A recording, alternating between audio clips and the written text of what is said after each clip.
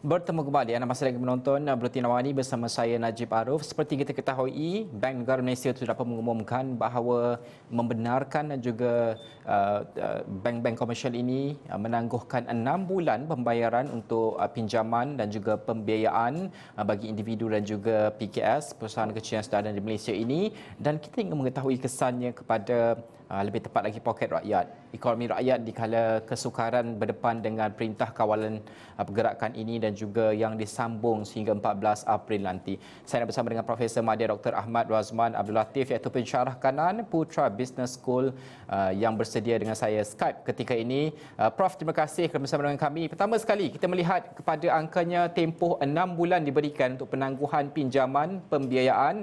Kalau kita membawa kepada aspek individu, isi rumah khususnya, ini amat membantu. Kalau kita lihat reaksi mereka, mereka mula bertanya bagaimana boleh ditunda dan sebagainya. Bagaimana untuk kita membantu dan juga membaca sebenarnya kesan akhirnya kepada duit poket yang mereka terima untuk dibelanjakan duit harian mereka dalam berdepan dengan tempoh PKP ataupun Perintah Kawalan Pergerakan ini? Ya, saya melihat walaupun PKP akan dilanjutkan selama lagi 2 minggu, iaitu janji tempoh dengan 1 bulan, walaupun ia bertujuan untuk mengelakkan berlakunya jangkitan wabak atau hukuman virus COVID-19 ini kepada penduduk, namun implikasi ekonomi ini sebenarnya lebih besar. Apabila perniagaan tidak dapat menjalankan perniagaan dengan biasa selama 1 bulan, ianya akan memberi kesan kepada kecairan sesuatu perniagaan tersebut. Dan kemungkinan pekerja yang tidak dapat tidak dapat memperolehi wang tunai untuk menampung kos seharian. Oleh sebab itu, apabila diberi moratorium oleh kerajaan supaya untuk tempoh 6 bulan tidak perlu membayar pinjaman rumah, kereta dan pinjaman pribadi, maka sebenarnya ini adalah untuk memastikan bahawa individu yang terkesan teruk oleh PKP ini ataupun mungkin dibuang kerja disebabkan wabak virus COVID-19 ini, dan juga perniagaan yang tidak dapat jualan, dapat memperolehi kecairan yang cukup, memperolehi wang tunai yang cukup sekurang-kurangnya untuk menampung perbelanjaan untuk tempoh beberapa bulan akan datang ini, iaitu moratorium kalau kita sebut 6 bulan sehingga 6 bulan. Prof, kita juga perlu melihat kepada dua aspek. Orang ramai itu apabila ditangguhkan pembayaran pinjaman pembiayaan mereka orang kata apa, menerima manfaatnya besar. Tetapi pada masa sama kita juga ingin menilai impak kepada sektor perbankan tersebut. Kerana ini penting. Sektor perbankan ini jika berlaku sebarang kerosakan dan juga gangguan, ini akan menarik jatuh banyak ekonomi yang lain. Bagaimana untuk kita membaca sektor perbankan ini kesannya sekiranya mereka meneruskan penangguhan bayaran selama 6 bulan ini? Adakah kesannya signifikan ataupun masih lagi manageable? Sebenarnya saya melihat kerajaan melihat satu impak atau kesan yang lagi besar jika isi rumah dan juga perniagaan tidak mampu membayar hutang, kerana apabila ini berlaku ia akan ada kata domino effect, kesan domino.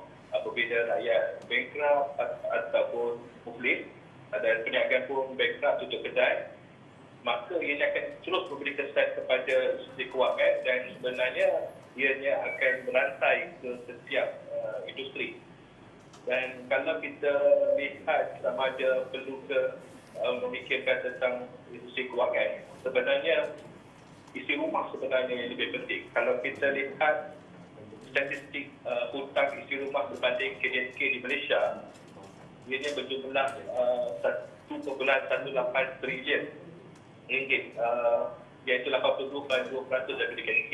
Lagi tinggi daripada hutang kerajaan persekutuan kepada berbanding dengan KDNK.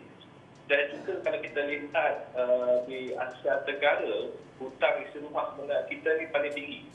Singapura pun lebih kurang 54%. Kalau Jepun 58%, malahan US pun isi rumahnya berhutang lebih kurang 75% daripada KDNK. Disebabkan itu, jika rakyat isi rumah tidak mampu membayar hutang semasa tempoh 2-3 bulan yang disebabkan PKP dan juga ekonomi yang penduduk, maka implikasinya sebenarnya lebih besar.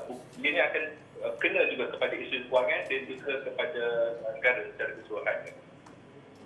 Prof, mungkin kalau kita melihat kepada ialah sekarang ini apa diumumkan iaitu boleh keluarkan duit daripada akaun 2 KWSP, diberikan penangguhan selama 6 bulan untuk membayar hutang dan juga pembiayaan daripada bank dan sebagainya. Kesan ini adalah paling besar dan paling tertekan diterima oleh rakyat kebanyakan. Apa lagi mungkin langkah-langkah lain yang boleh mungkin dipertimbangkan oleh pihak kerajaan untuk terus meringankan beban rakyat dalam keadaan sukar COVID-19 ini?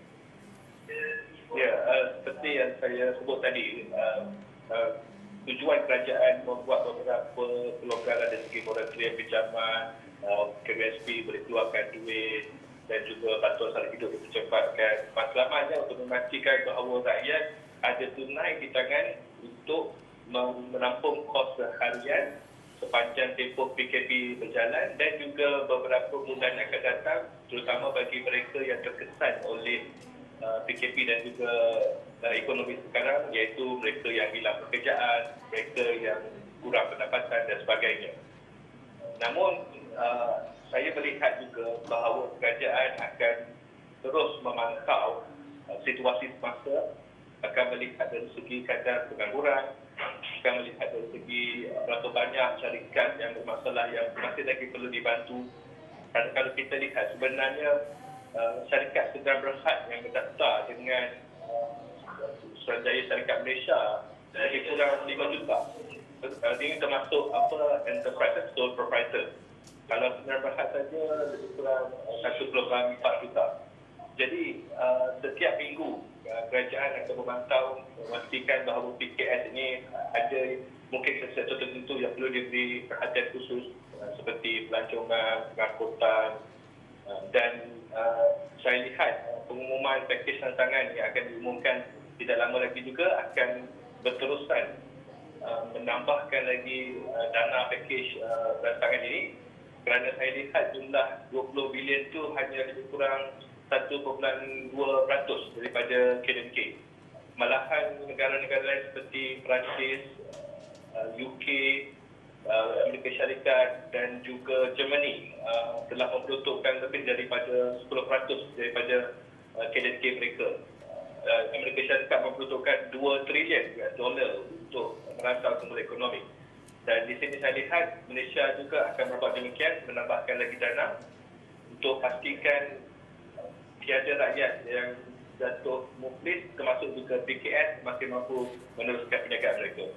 Okey, Prof. Terima kasih Prof kerana bersama kami pada jam ini. Itu tadi Profesor Madya Dr. Ahmad Razman Abdul Latif iaitu pensyarah kanan Putra Business School membincangkan tentang bagaimanakah segala pakej rancangan ekonomi, langkah-langkah untuk meningkatkan kembali ekonomi di kala berdepan dengan kita berperang dengan COVID-19 ini mampu memberikan kesan terutamanya kepada rakyat yang banyak terkesan akibat langkah dan juga perintah kawalan pergerakan ini. Terima kasih Prof.